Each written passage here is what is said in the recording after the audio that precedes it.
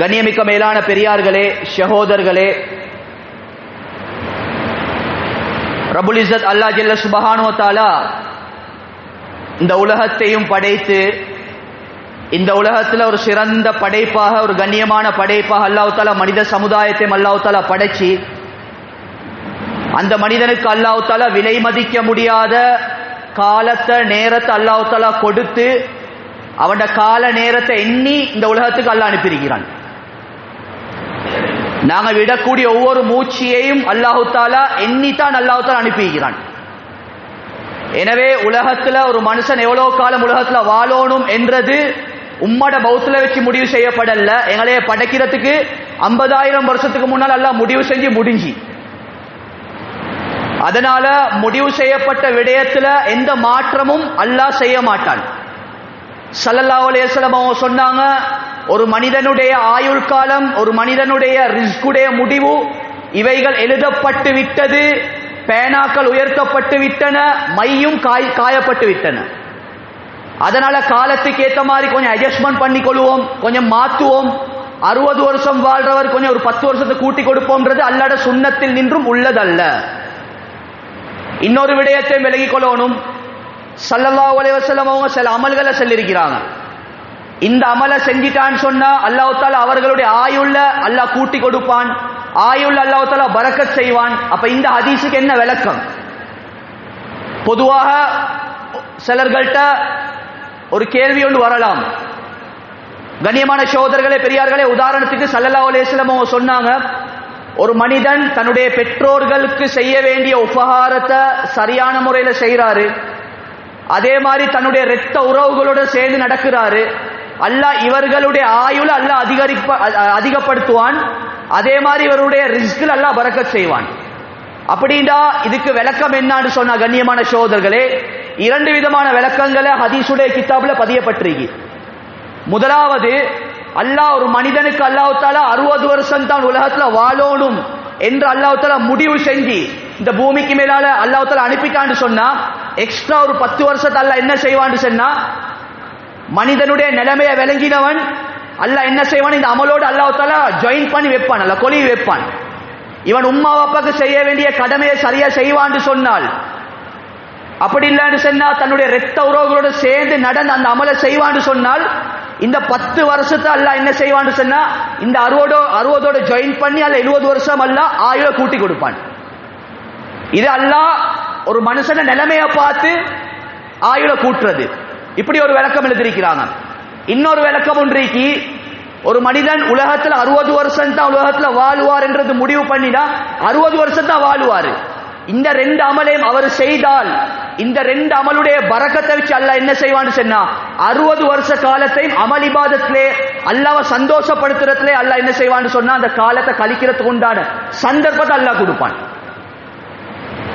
இது மட்டுமல்லாமே ஒழிய அல்லாஹ் முடிவு செஞ்ச விஷயத்துல கொஞ்சம் மாற்றம் செய்யறது, ஆயுள கூட்டி கொடுக்கிறது, கலாக்கதிர மாத்துறன்றது ஷரியத்துல இல்ல.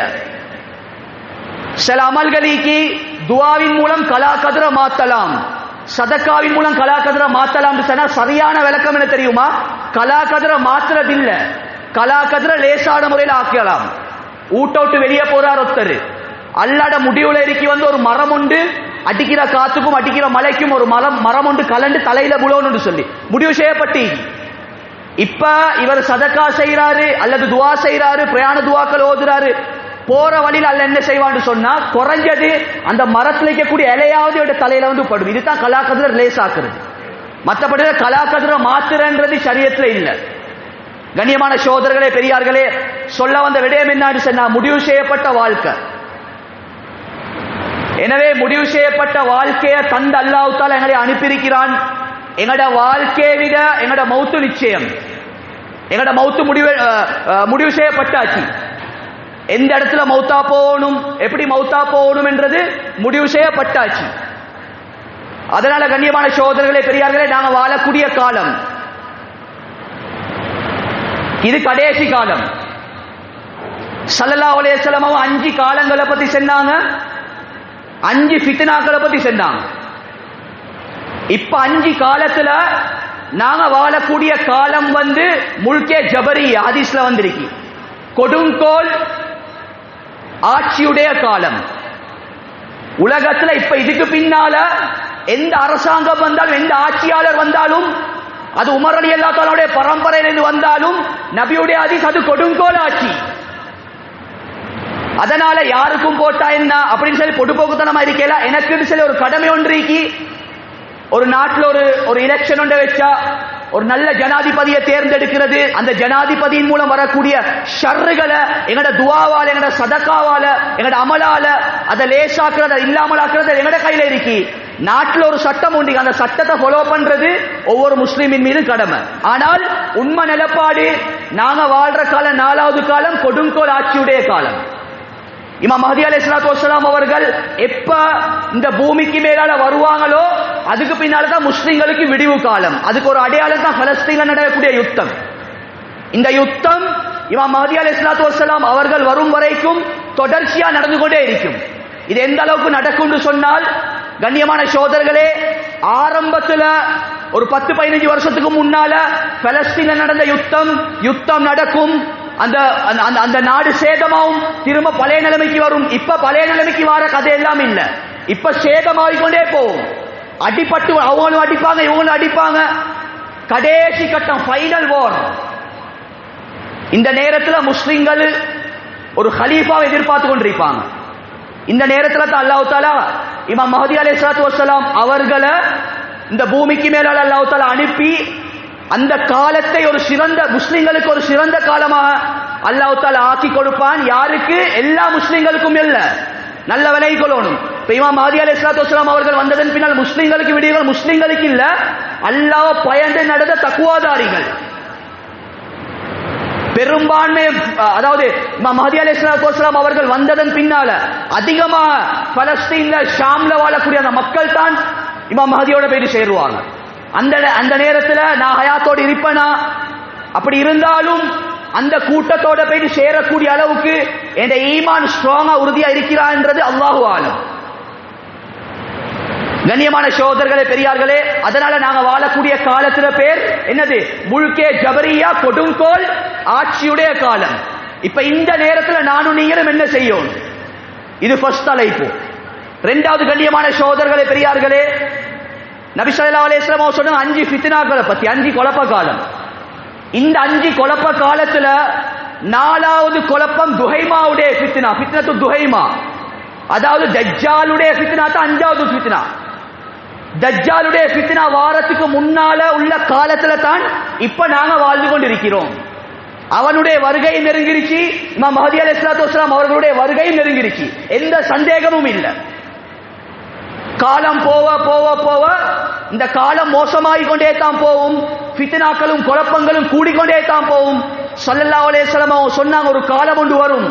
அந்த காலத்தில் எப்படி குழப்பம் இருக்கும் சொன்னால், முஸ்லிம்கள் இன்றைய நாள எப்படியோ சமாளிச்சு போவாங்க.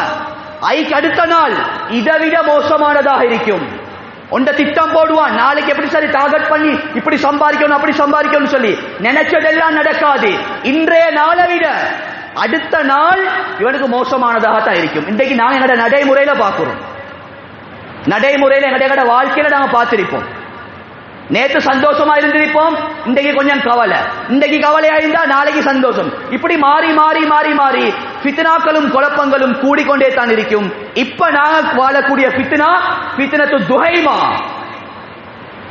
பயங்கரமான ஒரு ஃபித்னா, கேடு கெட்ட ஒரு ஃபித்னா. ஹதீஸுக்கு டிரான்ஸ்லேட் பண்றேன்னு சொன்னா பயங்கரமான ஃபித்னா, ஒரு கேடு கெட்ட ஒரு ஃபித்னா. முழு உலகம் பூரா ஃபித்னாக்கள் இப்ப நடந்து கொண்டிருக்கு. கண்ணியமான சகோதரர்களே, பெரியார்களே, இப்ப இந்த ஃபித்னால இருந்து நான் என்னை எப்படி பாதுகாத்துக் கொள்ளணும், அந்த பாடத்தை தான் இந்த ஹுத்பா பிரசங்கத்துல இருக்கக்கூடிய கொஞ்ச நேரத்துக்கு முன்னால நாங்க விளங்க வேண்டியதாக இருக்கு.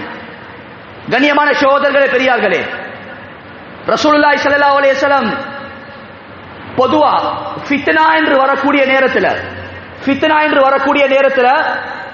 அந்த ஃபித்னா என்ற வார்த்தைய, ஹதீஸ்ல வந்த ஃபித்னா என்ற வார்த்தைய உலமாக்கள் 2 பகுதியா பிரிச்சிருக்கிறாங்க. ஃபித்னாண்டா குழப்பம், பிரச்சனை, சோதனை, இவைகள் கருத்துக்கு இந்த கருத்தை தான் கொடுக்கும். முதலாவது ஃபித்னா ஃபித்னத்து ஷுபஹாத், ரெண்டாவது ஃபித்னா ஃபித்னத்து ஷஹவாத். சுபஹாத் சொல்றது உள்ளத்தோட சம்பந்தப்பட்ட ஃபித்னா. உள்ளத்தோட இது உள்ளம் சம்பந்தப்பட்ட ஃபித்னா சுபஹாத். அதாவது குழப்பம், என்ன நேரம் ஊசலாட்டம், இதுதான் சுபஹாத்ன்றது. தடமாட்டம், என்னத்தை செய்யறது ஏது செய்யறது. ஃபித்னத்து ஷஹவாத் சொல்றது கண்ணியமான சகோதரர்களே, நாங்க இப்ப என்னென்ன பாவங்களை எங்கட கண்டால பூமிக்கு மேலால பார்த்து கொண்டிருக்கிறோமோ இவைகள் தான் ஃபித்னத்து ஷஹவாத். அது விபச்சாரமா இருக்கலாம், மதுவா இருக்கலாம், என்ன எதெல்லாம் பாவம்னு சொல்லி பார்க்கிறோமோ இந்த ஃபித்னா. இந்த ரெண்டு ஃபித்னாலையும் எங்கட உங்களோட மண்டையில ஓடுறது என்ன தெரியுமா? இந்த காலம் பயங்கரமான காலம். அதிகமா வாலிபர்கள் ட்ரக்ஸுக்கு அடிமையாக இருக்கிறாங்க, விபச்சாரம் நடக்குது. இவைகளை தான் நாங்க என்ன செய்யறோம்? பேசிக்கொண்டே இருக்கிறோம். ஆனால் கண்ணியமான சகோதரர்களே பெரியார்களே, இவைகள் அல்ல இந்த காலத்துல பயங்கரமான ஃபித்னா. ஆரம்பத்தில் சொன்னாங்க ஃபித்னத்து ஷுபஹாத், உள்ளத்தோட சம்பந்தப்பட்ட ஃபித்னா. இந்த ஃபித்னா தான் இந்த காலத்துல மனிதர்களுக்கு மத்தியில் ஏற்பட்ட பயங்கரமான ஃபித்னா. இதுல யாரும் விதிவிலக்கு இல்ல. ஆலிம்களா இருக்கலாம், முக்திகளா இருக்கலாம், காரியலா இருக்கலாம், எந்த தரத்தில் இருந்தாலும், எவ்வளவு பெரிய தீன்தாரிக்கும் இந்த ஃபித்னாவுடைய ஒரு சாயல் சரி குறைஞ்சது படும். அப்படியாப்பட்ட பயங்கரமான ஃபித்னா. எப்ப இந்த ஃபித்னால இருந்து தன்னை நாங்க பாதுகாத்துக் கொள்வோமோ, இரண்டாவது ஃபித்னா ஃபித்னத்து ஷஹவாத், வெளிரங்கமான பாவத்திலிருந்து தன்னை பாதுகாத்துக் கொள்ளலாம். எப்ப இந்த ஃபித்னாவை கணக்கெடுக்காம வெறுமனே பாவத்தை பத்தி பேசி ஹராத்தை பத்தி பேசி வெளிரங்கமான பாவத்தின் பக்கம் நாங்க போய் கொண்டிருக்கோமோ, இன்றைக்கு விபச்சாரம் செய்யாம தௌபா செய்வாரு, அதே பாவத்தை நாளைக்கும் செய்வாரு. ஏன்? முயற்சி எந்த இடத்துல நடக்கணுமோ, எதுல நடக்கணுமோ அதுல நடக்காம, சம்பந்தமே இல்லாத இந்த விஷயத்துல நாங்க முயற்சி செஞ்சால் அல்லாஹ் பாதுகாக்கணும். இந்த ஃபித்னால இருந்து கலந்து வர்றது மிகவும் பயங்கரம். ரசூலுல்லாஹி ஸல்லல்லாஹு அலைஹி வஸல்லம் அவங்க 23 வருஷ காலமா உழைப்பு செஞ்சது ஃபித்னத்து ஷஹவாத்ல இல்ல, ஃபித்னத்து ஷுபஹாத். அப்படின்னா என்னது? உள்ளத்துல பாடுபட்டாங்க. உள்ளத்துடைய முயற்சி. இந்த உள்ளம் அல்லாஹ்வுடைய இல்லம். இந்த உள்ளத்துல அல்லாஹ்வை தவிர வேற யாரும் இருக்கப்படாது. இந்த உள்ளம் பரிசுத்தமான முறையில் இருக்கணும். இந்த உள்ளத்தை வச்சு தான் அல்லாஹ் சொர்க்கத்தை முடிவு செய்வான், நரகத்தையும் அல்லாஹ் தஆலா முடிவு செய்வான். இல்லா மன் அத்தல்லாஹ பிகல்பின் சலீம். முழு குர்ஆனுடைய சுருக்கத்தையும் அல்லாஹ் இந்த ஆயத்துல அல்லாஹ் விளங்கப்படுத்துறான். மனித சமுதாயமே, நீங்க மௌத்தாகி என்னைய சந்திக்கக்கூடிய நேரத்துல உள்ளம் பரிசுத்தமான நிலைமையில, உள்ளம் ஈடேற்றமான நிலைமையில என்னைய ஒவ்வொருத்தரும் சந்திங்கன்னு சொல்லி அல்லாஹ் தஆலா சொல்றான். கண்ணியமான சகோதரர்களே பெரியார்களே, உள்ளத்தில் ஏற்படக்கூடிய வியாதி, நோய், இதற்கு ட்ரீட்மெண்ட் பண்ணக்கூடிய காலத்தில் நாங்கள் இருக்கிறோம். இத லேசாக எடுக்கப்படாது. உள்ளம் சொல்றது பயங்கரமானது. யார கல்பு சுத்தம் இல்லையோ அல்லாஹ் அவனுக்கு சொர்க்கத்தை அல்லாஹ் தஆலா ஹராமாக்குறான். இதை இன்னும் கொஞ்சம் டீப்பா விளங்கப்படுத்துறேன்னு சொன்னால், ரசூலுல்லாஹி ஸல்லல்லாஹு அலைஹி வஸல்லம் பரிசுத்தமான நபி, எந்த சந்தேகமும் இல்ல. முன்பின் பாவம் மன்னிக்கப்பட்ட நபின்னு சொல்றதை விட பாவமே செய்ய மாட்டாங்க, பாவமே செஞ்சதில்லை. உம்மட பௌத்துல இருந்து வரக்கூடிய நேரத்திலே அல்லாஹ் ரசூல் ஸல்லல்லாஹு அலைஹி வஸல்லம் அவர்கள் அல்லாஹ் தஆலா ஒரு பரக்கத் செய்யப்பட்ட நபியாதான் அல்லாஹ் பிறக்க வச்சான். ஸல்லல்லாஹு அலைஹி வஸல்லம் உம்மட பௌத்துல இருந்து பிறக்குறாங்க. பிறக்கக்கூடிய நேரத்தில் தன்னுடைய ஆள் காட்டி வரல, வானத்தின் பக்கம் உயர்த்திய வண்ணம் தன்னுடைய இடது கையால மர்மஸ்தானத்தை மறைந்தவர்களாக தௌஹீதுடைய கலிமாவை சுமந்து கொள்ற உம்மட பௌத்திலிருந்து வந்தாங்க. அவ்வளவு பரிசுத்தமான நபி. இந்த நபி அல்லாஹ் என்ன செஞ்சான் தெரியுமா? மிஅராஜுக்கு அல்லாஹ் தஆலா அழைப்பு கொடுத்தான், தொழுகைய பரிசாக கொடுக்கிறதுக்கு. மிஅராஜுக்கு அழைப்பு கொடுத்த நேரத்தில் அல்லாஹ் தஆலா நபியை சும்மா எடுக்கல, அல்லாஹ் முழு உலகத்துக்கும் இந்த மெசேஜ் அல்லாஹ் தஆலா கொடுக்கிறான். இந்த நபியை கூட நாங்க இந்த நிலைமையில தான் எடுத்தோம், அதனால எனக்கிட்ட வரக்கூடிய நீ எப்படி வரணும். அல்லாஹ் என்ன செஞ்சான்? ஜிப்ரீல் அலைஹிஸ்ஸலாத்து வஸ்ஸலாம், நபி ஸல்லல்லாஹு அலைஹி வஸல்லம் அவங்க ஒரு சஹாபி ரோட்ல தூங்கி கொண்டிருக்கிறாங்க. அந்த நேரத்தில் ஜிப்ரீல் அலைஹிஸ்ஸலாத்து வஸ்ஸலாம் அவங்க வாராங்க. வந்து என்ன செய்யறாங்கன்னு சொன்னால்,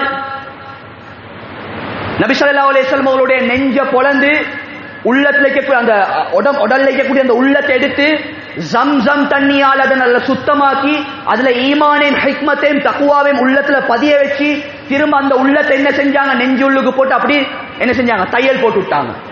இந்த அடையாளம் ஸல்லல்லாஹு அலைஹி வஸல்லம் மௌத்தா போகும் வரைக்கும் இந்த அடையாளம் இருந்ததாக அனஸ் இப்னு மாலிக் ரலியல்லாஹு ஒரு ஹதீஸ்ல அறிவிச்சுக்கிறாங்க. இதெல்லாம் கட்டுக்கதை இல்ல, புகாரி முஸ்லிமுடைய வரக்கூடிய ரிவாயத், எல்லாம் சஹீஹான ஹதீஸ்.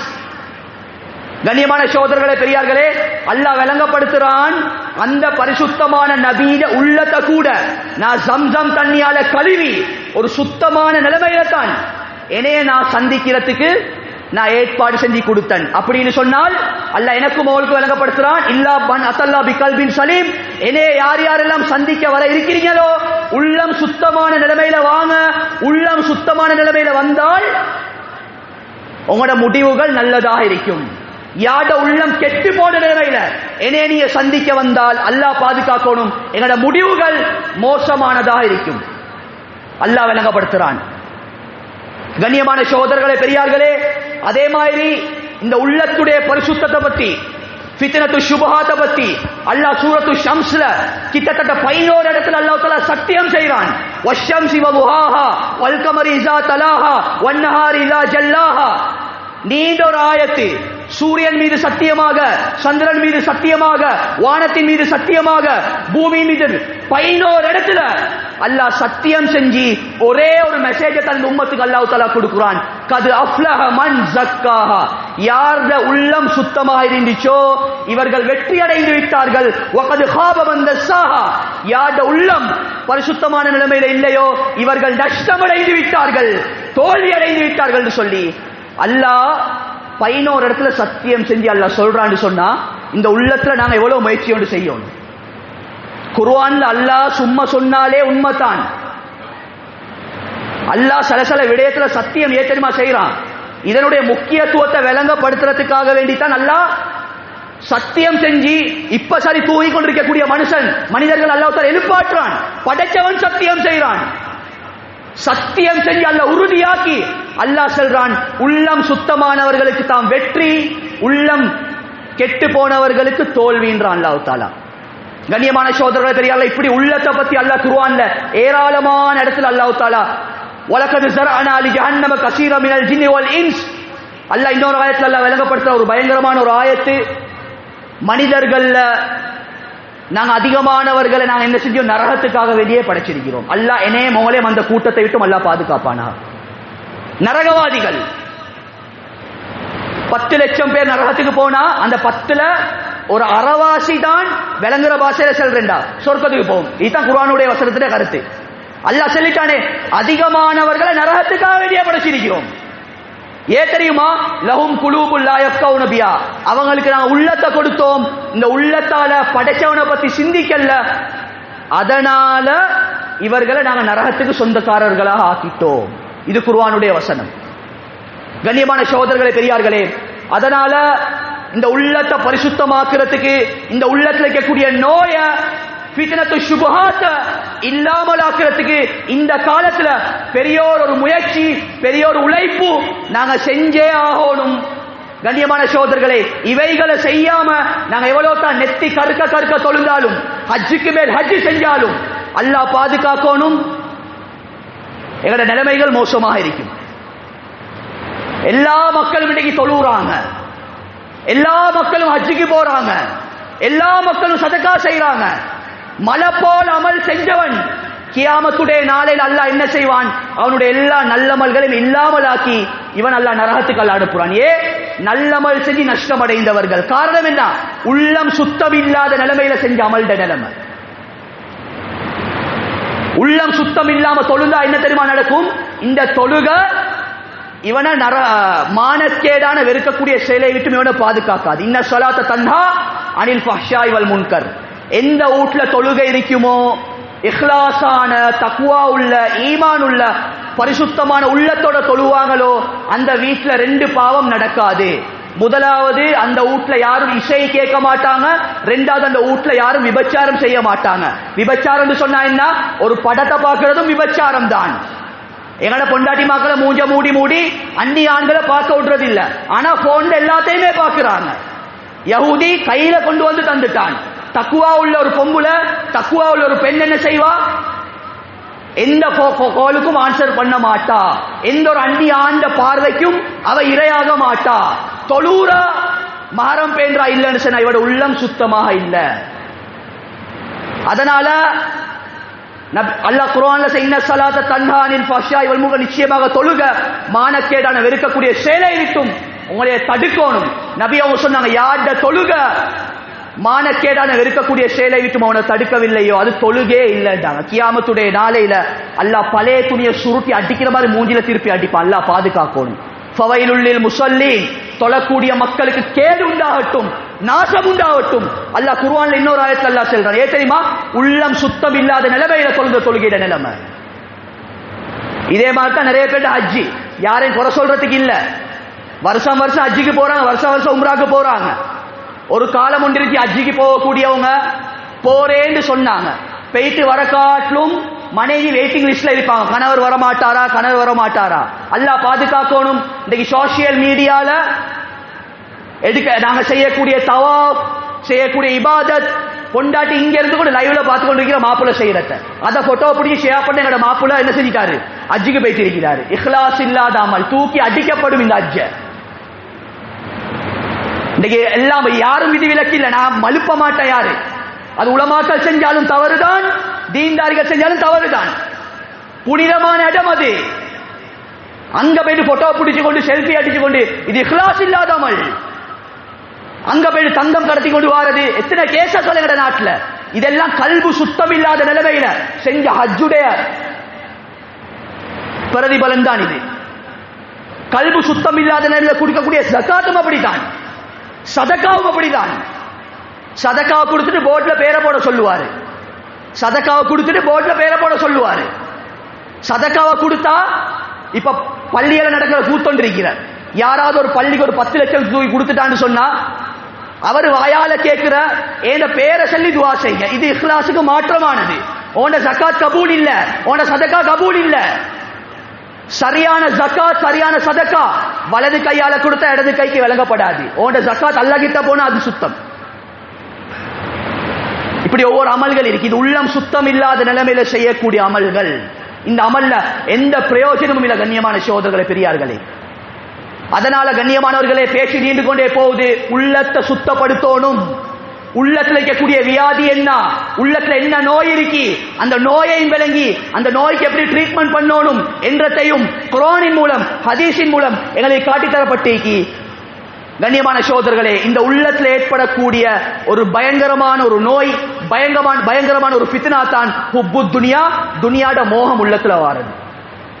நபி அவங்க சொன்னாங்க, யார்ட உள்ளத்துல துனியாவுடைய மோகம் உள்ளத்துல வந்துச்சோ ரவுசுக்குள்ளி ஹத்தியா, எல்லா பாவத்துடைய ஆணிவே இருந்தாங்க. மனுஷன் பாவம் என்னத்துக்கு செய்யறான்? துனியாவை நேசிச்சதனால. ஏன் விபச்சாரம் செய்யறான்? பெண்ணின் மீது ஆசை. ஏன் மங்கொல்ல அடிக்கிறான்? பணத்தின் மீது ஆசை. ஏன் தூள விற்கிறான்? பணத்தின் மீது மோகம். பணத்துக்காக வேண்டி, சல்லிக்காக வேண்டி, பதவிக்காக வேண்டி எவனே விற்பான்? இஸ்லாத்தை புலித்தோடி புதைப்பான். ஏ ஹுப்பு துனியா. இந்த உள்ளம் அல்லாஹ்வுடைய இல்லம், அல்லாஹ் மட்டும் தான் இருக்கணும், வேற யாரும் இருக்கப்படாது. அதுக்கு தான் 23 வருஷ காலம் நபியுடைய உழைப்பு. ஒரு கலிமா லா இலாஹ இல்லல்லாஹ் என்ற கலிமாவுடைய அந்த அந்த அந்த யதார்த்தத்தை உள்ளத்துல இறக்குறதுக்காக வேண்டி நபி ஸல்லல்லாஹு அலைஹி வஸல்லம் அவங்க எத்தனை ஏச்சி எத்தனை பேச்சு. ஒரு கண்ணியமான நபி அல்லாஹ் இந்த தீனுக்காக வேண்டி எவ்வளவு கஷ்டப்படுத்த வச்சான்.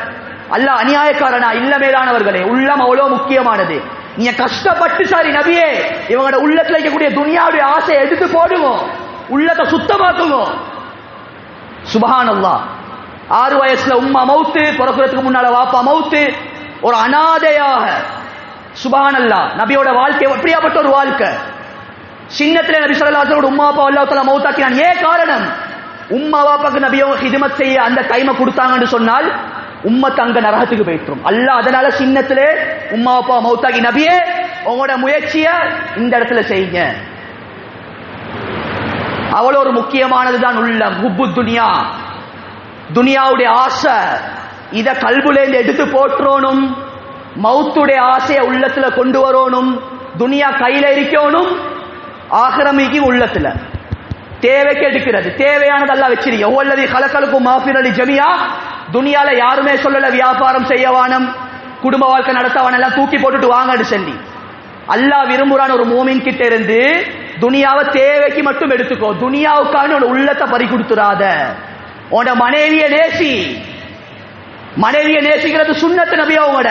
ஆனா மனைவிக்காக வேண்டி அல்லாட கட்டளை குளித்தோடு புதைச்சி அந்த மனைவிக்காக வேண்டி உன்னோட உள்ளத்தை நீ பறி கொடுத்துறாத. ஃபஜ்ர் தொழுக, கணவன் வாராரு, மனைவியோட உண்மையிலே இறக்கம், கொரட்டொட்டு தூக்கம், பாவமாய் எழுப்பாட்டத்துக்கு பாவத்தை பார்க்கவான, பாவத்தை பார்க்க அங்க படும். மனைவியோட இறக்கம், அல்லாவுடைய கட்டளை நாசமாவுது. ஒரு பெண் ஃபஜ்ர் இல்லாம தூங்குறது முசீபத்.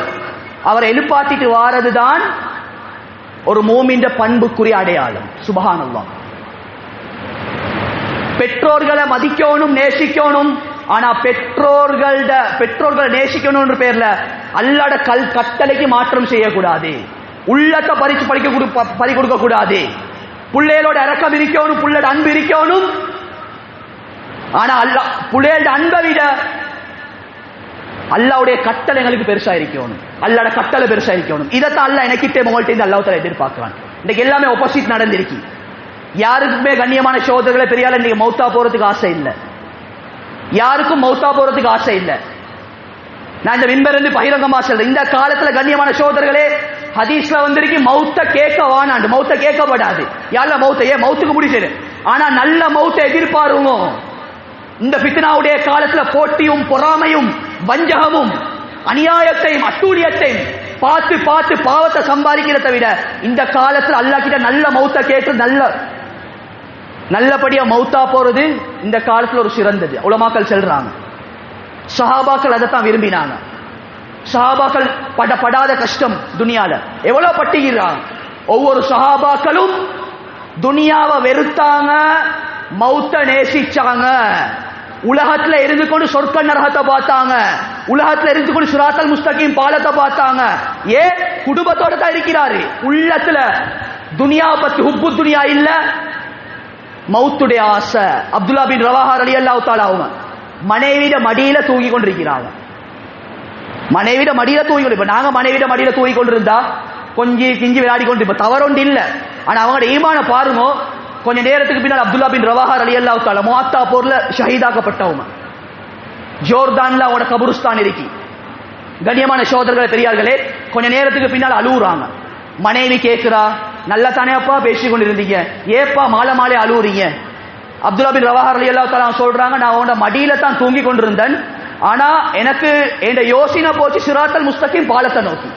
கியாமத்துடைய நாளையில அந்த சிராத்தல் முஸ்தகீம் பாலத்தை நபிமார்கள் கூட கடந்து தான் சொர்க்கத்துக்கு போகணும்.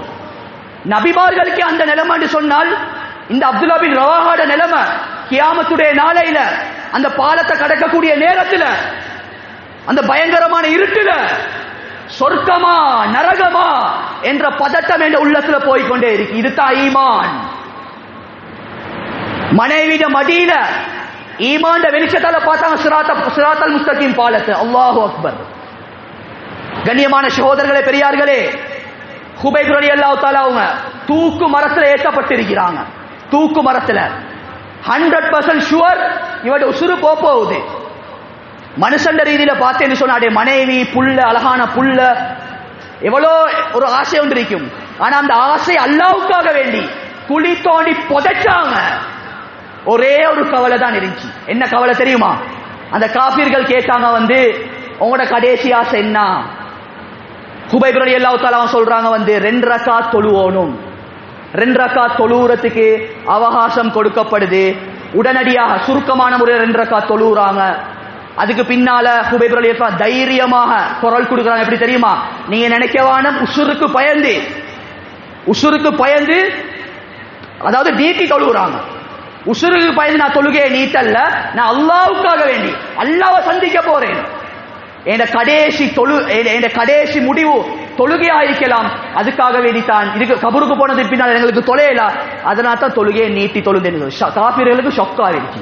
இப்படி ஒரு ஈமானா அது உசுறு போகுது, ஏத்தப்படுது. இப்ப அபூ சுஃபியான் இஸ்லாத்துக்கு வாரத்துக்கு முன்னால கேட்கிறாங்க, அபூ ஹுபைப் ரலியல்லாஹு தஆலா உங்களோட கடைசி ஆசை என்ன? இப்ப உங்களோட உசுறு போகுது. வட்ட பண்ணிக்கிறவங்க 40 காஃபிர்கள் அம்ப வச்சுக்கொண்டு எப்படியாப்பட்ட ஒரு கட்டம். அபூ சுஃபியான் ஒரு அலவுட் ஒன்று கொடுக்குறான் வந்து என்ன தெரியுமா, யா குபைப், உங்களுக்கும் உங்களோட மனைவி மக்களோட போய் சந்தோஷமாக இருக்கேனும், பிரச்சனை இல்லை. ஆனால் ஒரு கண்டிஷன், உங்களுக்கு பதிலாக ரசூலுல்லாஹ்வை இந்த இடத்துல கொண்டு வரதுக்கு நீங்க விரும்புவீங்களா? கேட்ட கேள்வி. உள்ளம் பதறுது. என்ன சொல்ல? சஹாபாக்களுடைய ஈமான் ரசூலுல்லாஹ்வை அளவு கடந்து நேசித்தார்கள். குபைப் ரலியல்லாஹு சிரிச்சிட்டு சொன்னாங்க வந்து, ஏண்ட பொண்டாட்டி புள்ள குட்டியோட சந்தோஷமா இருக்கிறது ஒரு பக்கம் இருக்க, ரசூலுல்லாஹ் இருந்த இடத்துல இருந்து நபியுடைய கால்ல ஒரு முள்ளு குத்துறத்தை விரும்ப மாட்டேன், விரும்பியதை செஞ்சு கொண்டான். அபூ சுஃபியானுக்கு தூக்கி பிடிச்சிட்டு, எங்கட பாஷையில சொல்றேன்டா, உண்மையிலே ரசூலுல்லாஹ்வை சஹாபாக்கள் நேசிக்கிற மாதிரி உலகத்துல யாருமே நேசிக்கிறத இதுக்கு முன்னால பார்த்ததில்லை. அவ்வளவு பெரிய ஒரு ஆச்சரியம்.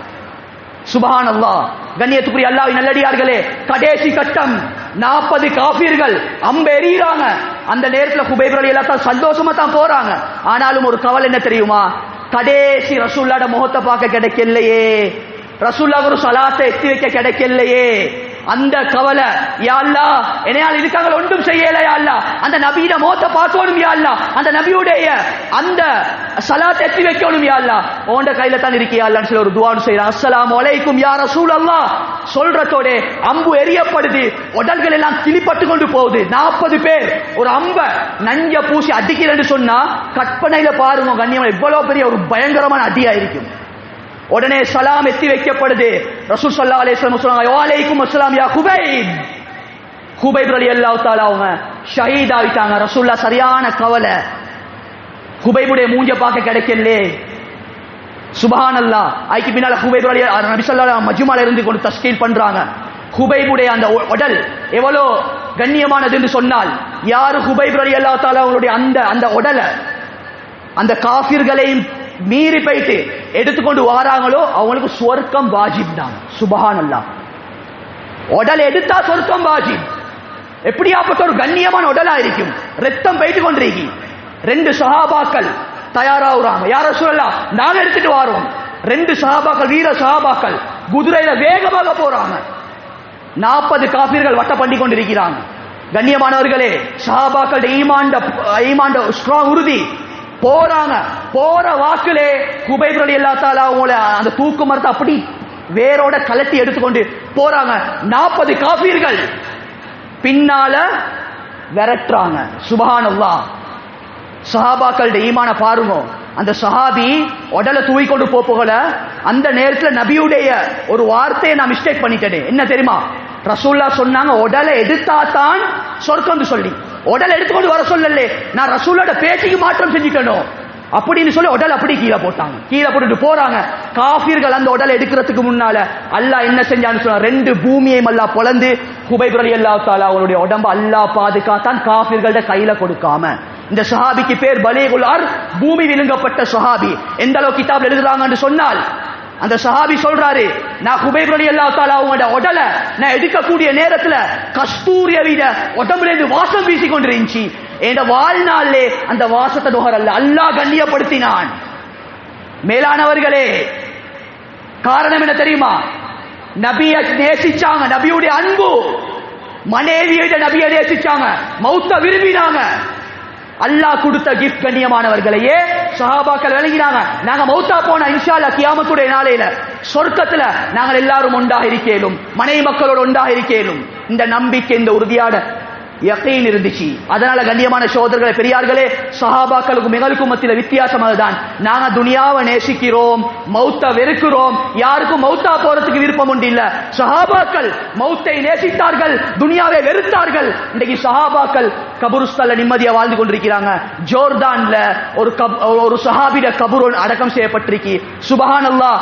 அந்த சஹாபிட கபூர்ல இருந்து இன்று வரைக்கும் வாசம் வந்து கொண்டிருக்கு. கபூர்ல இருந்து வாசம் வீசுது. 1400 வருஷத்துக்கு முன்னால் அடக்கப்பட்ட கபூர். அல்லாஹ் சஹாபாக்கள் உடல அல்லாஹ் இன்று வரைக்கும் பாதுகாத்து அல்லாஹ் வைத்திருக்கின்றான். அல்லாஹு அக்பர். கண்ணியமானவர்களே, இதே கண்ணியத்தை, இதே ராகத்தை அல்லாஹ் எனக்கும் உங்களுக்கும் நிச்சயமாக சத்தியமாக அல்லாஹு தஆலா தருவான். அதனால கண்ணியமானவர்களை, இந்த ஈமானிய உணர்வு எடுப்போம், உள்ளத்தை சுத்தப்படுத்துவோம், ஃபித்னத்து ஷுபஹாத்ல இருந்து என்னைய நான் பாதுகாப்போம். கடைசி ஒரு விஷயத்தை சொல்லி குத்துபா முடிச்சு கொள்றேன். எங்கட பெண்களுக்கும் போயிட்டு கொஞ்சம் இந்த சொல்லப்பட்ட விஷயங்களை கொஞ்சம் முதாக்கரா செய்யும். ஏண்டா பெண்கள் சொல்லக்கூடியவன் ஆண்களை விட கொஞ்சம் ஆசை கூடிய எல்லாம் பைபோஸ்ல செல்ல இயலாது. கொஞ்சம் ஹிக்மத்தான முறையில விளங்கப்படுத்தணும். ஃபாத்திமா நாயிட சம்பவத்தை சொல்லுங்க, துனியாட அற்பத்தை விளங்கப்படுத்துங்க. கண்ணியமான சகோதர பெரியார், ஒரு 40 வருஷத்துக்கு முன்னால, கிட்டத்தட்ட ஒரு 60 வருஷத்துக்கு முன்னால, கண்ணியத்துக்குரிய அல்ல இடம் கேட்கவானம், ஒரு கபருஸ்தான் தோண்டப்படுது. கபரை துப்புராக்கிறதுக்காக வேண்டி அந்த கபருஸ்தான துப்புராய் கொண்டு போக்கல ஒரு பெண்ணுடைய ஜனாசா அப்ப அடக்கம் செஞ்ச மாதிரி அழகான ஒரு தோற்றத்துல, அழகு சொல்றதை விட ஒரு பிரகாசம், ஒரு வெளிச்சம் கையில் எடுக்கப்படுது. அல்லாஹு அக்பர். இப்ப நான் சொல்றது 60 வருஷத்துக்கு முன்னால. அந்த நேரத்தில் கேட்கப்பட்டுச்சு வந்து இந்த பெண்ணுடைய ஜனாசாக்கு எவ்வளவு காலம்? 20 வருஷம். அப்ப எத்தனை? 20 வருஷத்துக்கு பிறகு அடக்கப்பட்ட கபூர்ல இருந்து ஒரு பெண் எந்தவித தூங்கி கொண்டிருக்கிற மாதிரி இருக்கு. பெரிய ஒரு ஆச்சரியம். அந்த பெண்ணை தூக்கி என்ன செய்யறாங்கன்னு சொன்னா வேறொரு கபூர்ல அடக்கம் செய்யறாங்க. அடக்கம் செஞ்சதுக்கு பின்னால அந்த பெண்ணுடைய குடும்பத்தார்களை கொஞ்சம் டீட்டெயில் எடுத்து போறாங்க. இந்த உலகத்துல உண்மையிலே ஒரு பிரகாசமான ஒரு ஜனாசா உண்டு. உண்மையிலே பார்க்கறதுக்கு பெருமையா இருக்கு. இவ வாழ்க்கையில என்ன அமல் செஞ்சா? எங்களுக்கு தெரியும் 60 வருஷத்துக்கு முன்னால பெருசா அமளிபாதத்துடைய விஷயங்கள் இல்ல. எங்களோட வயசாளிகள்கிட்ட கேட்டு பார்த்தா தெரியும். ஆனா பக்குவமா இருந்தாங்க. ஈக்கிரத்தை வச்சு அமல் செஞ்சு கொண்டு ஒருத்தர் சம்பாதிச்சா 10 பேர் சாப்பிட இவ்வளவு பறக்கத்தான ஒரு காலம். பெண்களுக்கு மத்தியில ஒரு வெக்க உணர்வு ஒன்று இருந்துச்சு. அவங்க சொன்னாங்க வந்து இந்த பெண் உலகத்துல வாழ்ற நேரத்துல ஒன்றுமே செய்யல. ஆனா இவட வாழ்க்கையில இருந்து ஒரே ஒரு அமல், ஒரு ஸ்பெஷலான அமல், பெருநாள் தினத்துக்கு புதிய உடுப்பு உடுத்தேன்னு சொன்னா சொந்த நானட முன்னுக்கு வரமாட்டா. வெக்கத்துல அப்படி என்ன செஞ்சிருவா, கன்னி பெண் மாதிரி ஒளிஞ்சி கொள்வாரு. சொந்த நான வரையலும் அப்ப கூட வரமாட்டா. அல்லாஹ் இதனுடைய பரக்கத்தால தான் அந்த பெண்ணுடைய உடல மண்ணுக்கு ஹராமாக்கினான். இன்னைக்கு டிக்டாக் செய்யக்கூடிய சீதேவிகளே, பொண்டாட்டிமார்களை வச்சு போட்டு டிக்டாக்ல கூத்தடிக்கிறாங்க. எல்லாம் பாரு, எல்லாம் பாரு. நான் மௌத்தா போனதற்கு பின்ன அந்த டிக்டாக் எல்லாம் பாக்குறானோ கபூர்ல நாங்க அனுபவிக்க வேண்டிய நிலைமையே. அடே நான் தான் பாவத்தை சம்பாதிக்கிற போறதுக்கு எங்கட மனைவியம் தூக்கி டிக்டாக் செய்யறாங்களே, விளப்பம் ஒன்று இல்லையா? ஒரு பெண் மாணிக்கத்தை விட பெருமதியானவள், பாதுகாக்கப்பட வேண்டும். இன்னைக்கு பெண், அதாவது 60 வருஷத்துக்கு முன்னால எங்கட ஆட்சிமார்கள் உடுத்த சாரி நல்லம் இப்ப உள்ள கேடு கெட்ட அபாயா விட. என்னத்துக்கு அபாயா விட்டுருக்கிறாங்க? ஸ்டைலுக்கு. என்னத்துக்கு வேஸ்ட் கவர்? ஸ்டைலுக்கு. சுபஹானல்லாஹ். அதனால கண்ணியமானவர்கள் நிறைய பாவங்கள் இருக்கு. வாலிபர்கள் சைட், பெண்களோட சைட், இது எல்லாத்தில இருந்து அவங்களை பாதுகாக்க வேண்டிய ஒரு பொறுப்பு எனக்கும் உங்களுக்கும் அல்லாஹ் தந்திருக்கிறான். எனவே நாமும் பாதுகாப்போம், எங்களோட குடும்பத்தையும் பாதுகாப்போம். ரப்புல் இஸ்ஸத் அல்லாஹ் ஜல்ல சுப்ஹானஹு வ தஆலா எந்த விடயத்தை அல்லாஹ் பேச வச்சானோ கேட்க வச்சானோ அதுபடி அமல் செய்யக்கூடிய பாக்கியத்தை அல்லாஹ் நம்ம நசீபாக்குவானா. யா அல்லாஹ்